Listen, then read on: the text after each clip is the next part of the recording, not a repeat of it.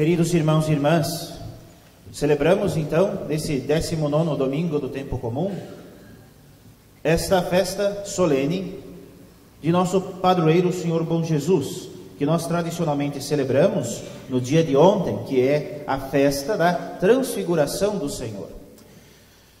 Cabe-nos observar claramente esta belíssima passagem do Evangelho de São Lucas que nós acabamos de ouvir, onde nosso Senhor nos traz inumeráveis ensinamentos neste longo texto que nós ouvimos. E o que mais nosso Senhor nos lembra nesse texto é a vigilância. A vigilância que nós somos chamados a estar todo o tempo da nossa vida. Ora, nós que temos fé, somos católicos, professamos a fé no Deus unitrino, cremos na Santíssima Trindade, cremos na intercessão dos santos, cremos na Igreja, e todos os outros artigos de fé, plenamente, sem exceção. Nós temos que lembrar na nossa vida que sim, o céu é dos violentos. Esforçai-vos por entrar pela porta estreita. Ser católico não é fácil. Ser católico não é fácil. Vai contra a maioria dos nossos gostos.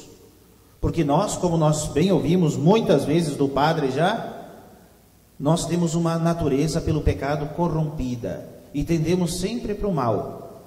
Ser bom não é natural após o pecado. É um esforço ser bom.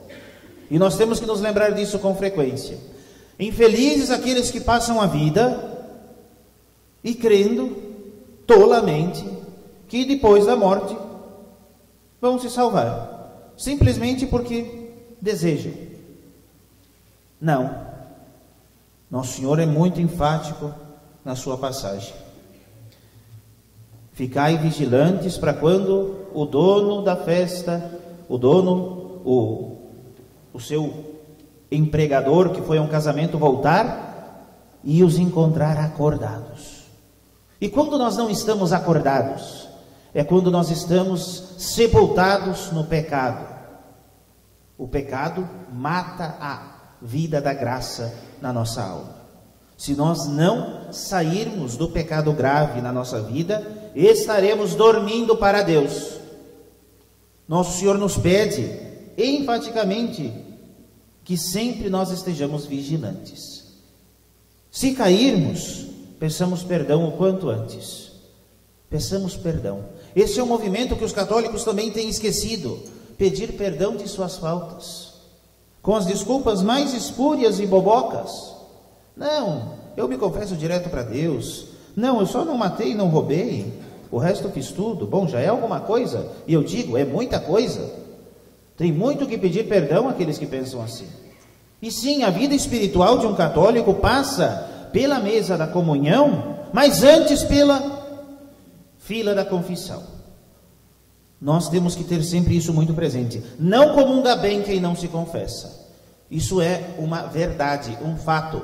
Quem não se confessa com frequência, mas vai à mesa da comunhão, está comungando mal. E está atraindo para si não a bênção de Deus, mas a desolação. Por isso que nós temos que, na nossa vida espiritual, como católicos conscientes que somos, buscar sempre a vida da graça. Meus queridos, este primeiro final de semana de agosto, nós lembramos a vocação ao ministério ordenado, as vocações sacerdotais. E é uma grande graça para mim, como vosso pároco, de poder, nesta festa, celebrar junto um ano de pároco. Ontem, dia 6, foi um ano, então, da minha posse com o Dom Antônio, e vocês também aqui estávamos com o Padre Claudiomiro, que era o vosso pároco, e então me deram a posse, Dom Antônio me deu a posse como vosso pároco. E para mim, especialmente, é um motivo de muita alegria e ação de graças.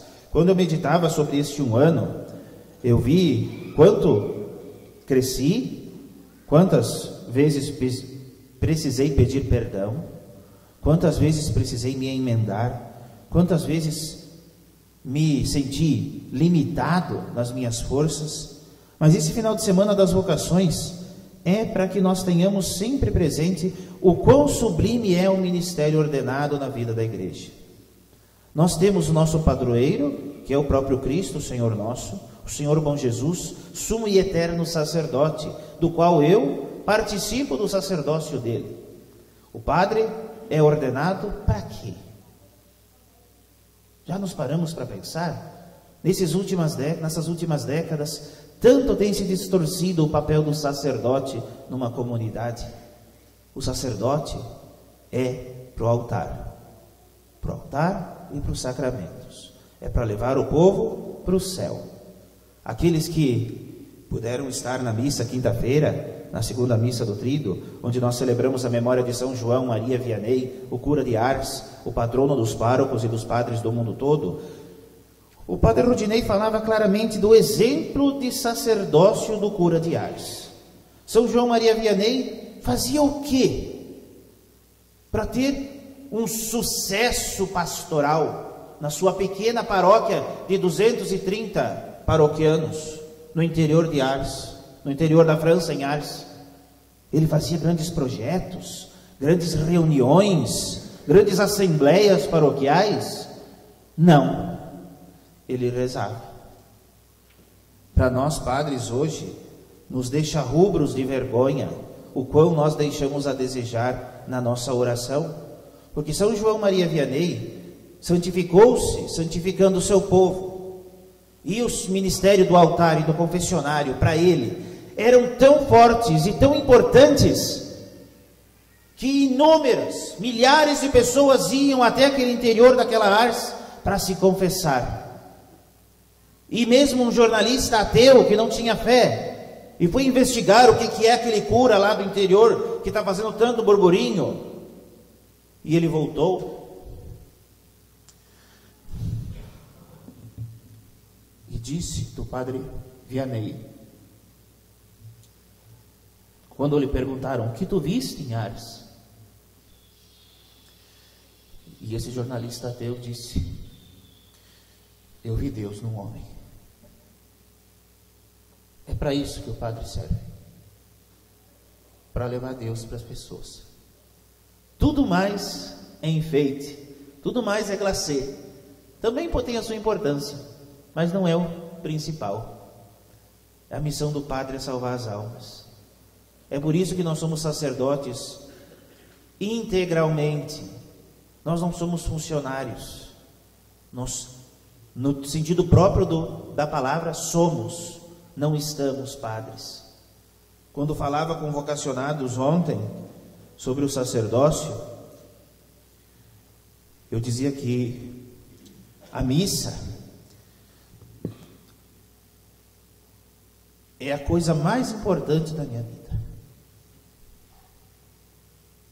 Lá é a minha frente de batalha, por vocês, por mim mesmo. E quando, na hora da elevação do cálice e da hóstia consagrada, não tem como não meditar este grande mistério da nossa fé católica.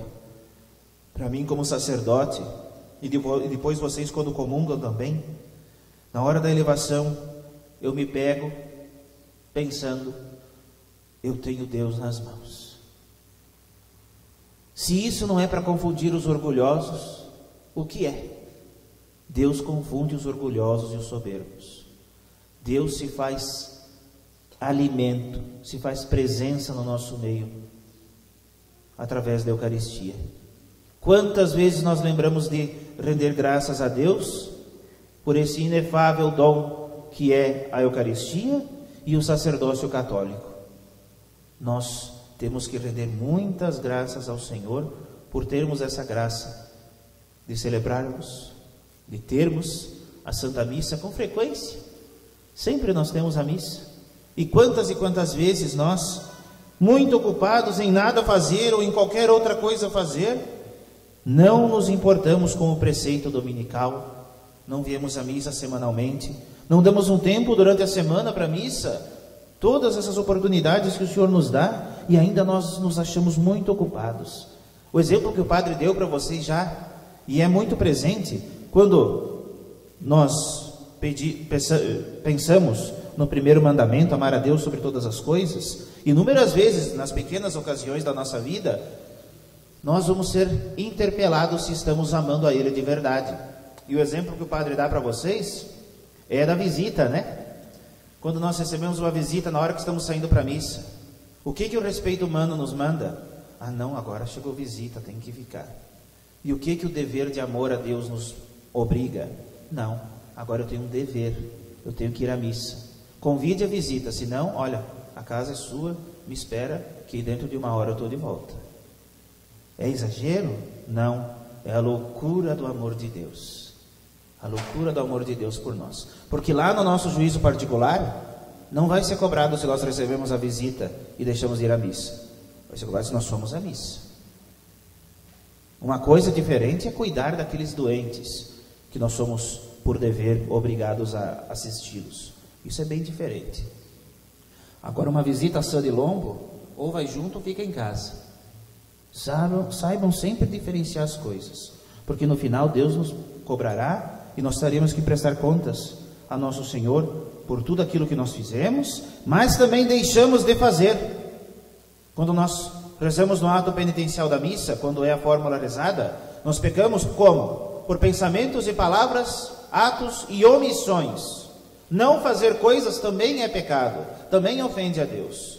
Não cumprir com nossos deveres também é uma ofensa. Então busquemos humildemente confiar na intercessão da toda Santa Mãe de Deus, Mãe e Rainha dos sacerdotes, para que nesse domingo rezemos especialmente pelos ministros ordenados, para que sejam fiéis ao ministério. Meus queridos, só para encerrar, o padre é um homem que é um vaso de barro, que é frágil, mas carrega um tesouro que não cabe nesse mundo, que é Deus. E do mesmo modo que Deus se esconde atrás da espécie do pão e do vinho da Eucaristia, Ele também se esconde atrás da aparência desse sacerdote que está diante de vocês hoje, cheio de pecados e limitações, mas mesmo assim Deus age na nossa vida sempre. Reze sempre por mim, nesse 1 ano de pároco. Eu sei que vocês rezam, mas rezem ainda mais, para que eu seja santo, porque é isso que Deus espera de mim. Dom Aguilera, um bispo espanhol, santo, dizia que se sou sacerdote, devo ser santo. Se não sou santo, por que sou sacerdote? Esta frase, para encerrar a prédica de hoje, nos pode ficar na meditação, não só na figura do sacerdote, mas se coloquem no lugar mãe, pai de família, esposo, esposa, jovem, ancião.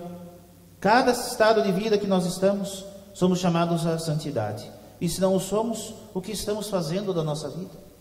Essa é a pergunta. Se no final é a santidade que vai fazer valer, tudo mais vai passar, tudo que é de bom e justo nesse mundo passará. O que nos resta é o quanto amamos a Deus na nossa vida.